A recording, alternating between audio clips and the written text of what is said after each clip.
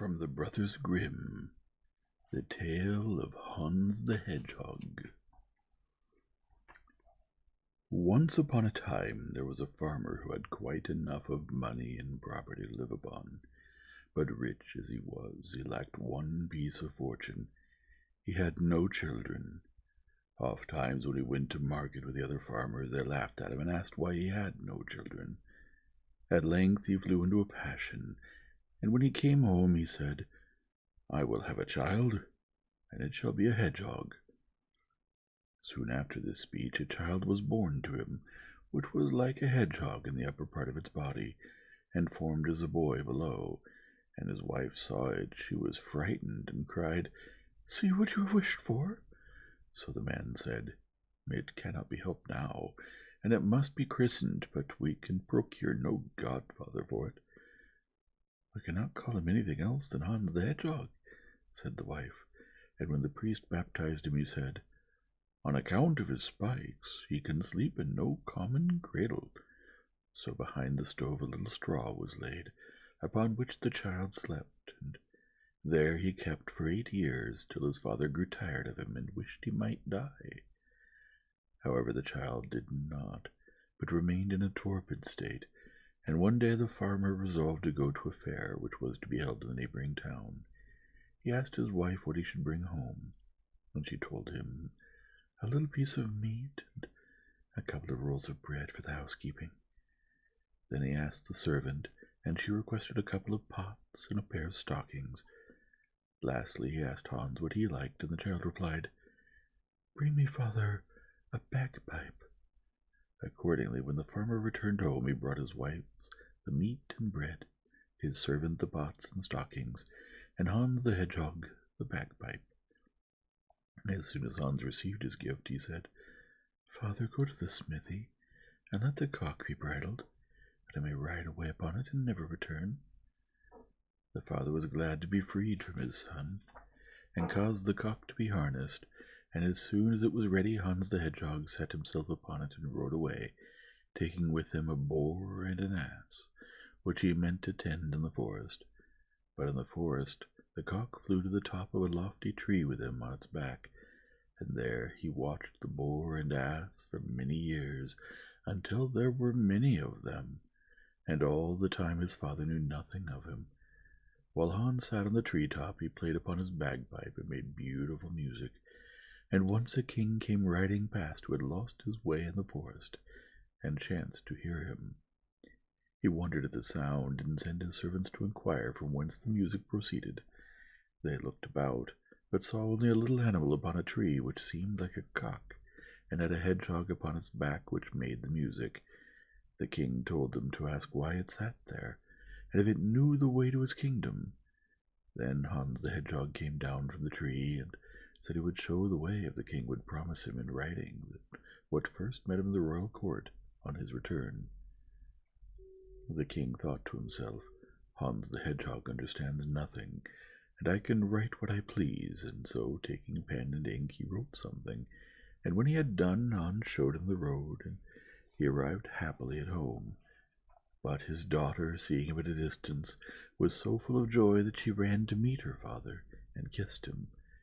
Then he remembered Hans the Hedgehog, and told her what had happened to him, and how he had promised to a wonderful animal whatever met him first, and how this animal sat upon a cock and played music.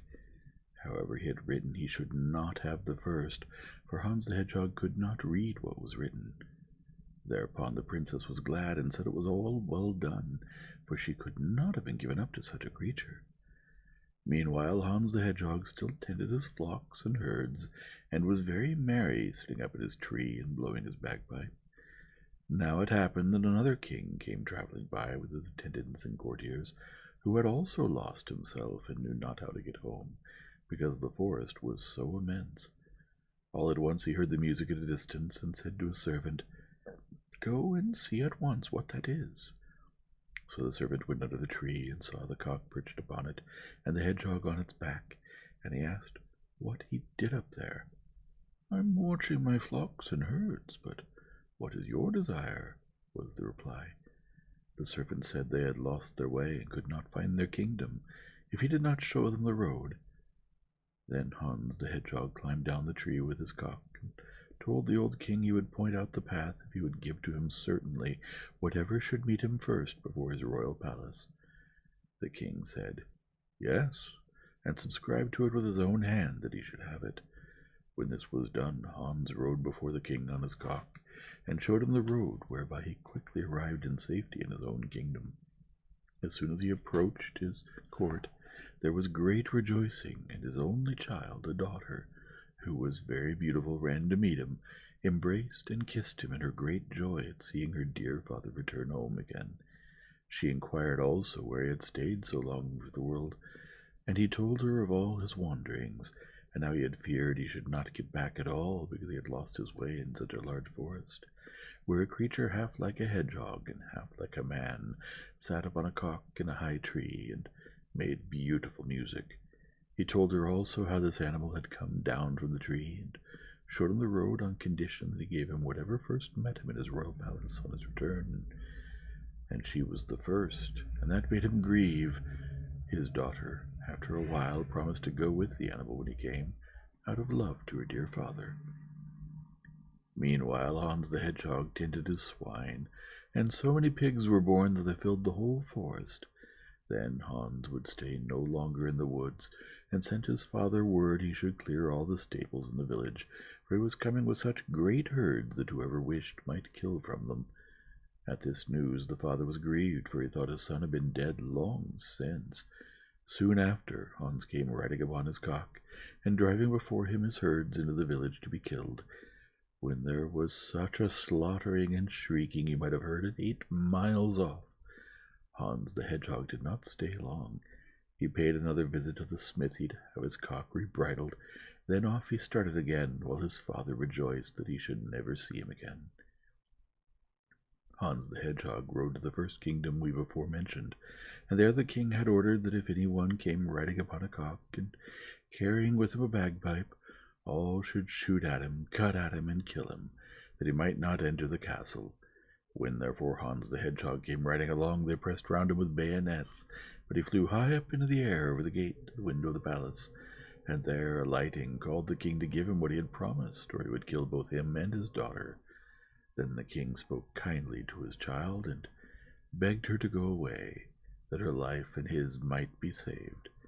At last she consented, turning very pale, however, and her father gave her a carriage drawn by 6 white horses, and servants, money, and plate besides. She let herself in it, and Hans the Hedgehog by her side with his cock and bagpipe.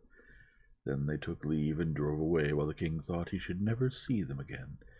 And it happened just as he imagined, for as soon as they had gone a little way out of the city, Hans the Hedgehog pulled off the princess' shawl and pricked her with his quills, saying, "That is your reward for falsehood. Go away, I will have nothing to do with you." With these words he hunted her home, and to her end she was despised. Hans the Hedgehog rode away next upon his cock, with his bagpipes in his hand, to the second kingdom to which he had directed its king.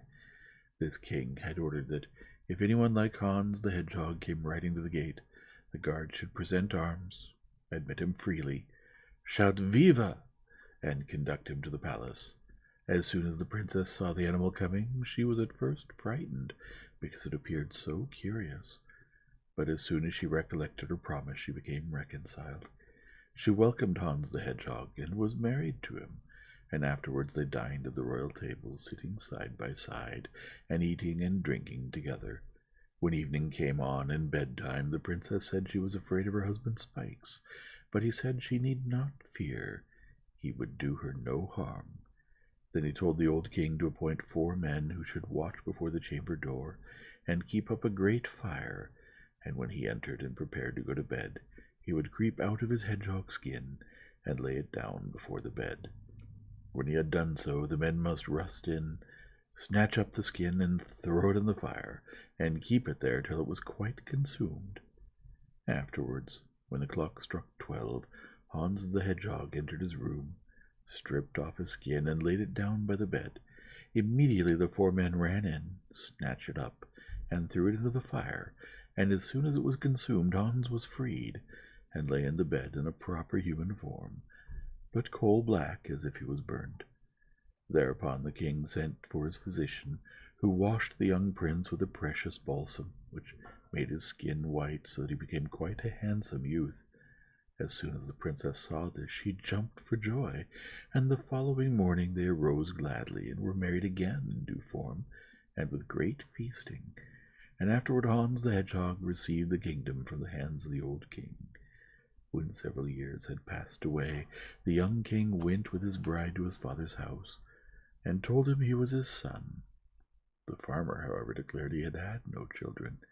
He had once, he said, had one, who was covered with spikes like a hedgehog, but he had wandered away into the world. Then the king made himself known to his father, and showed that he was really his son. And the farmer rejoiced greatly, and returned with him to his kingdom. The end.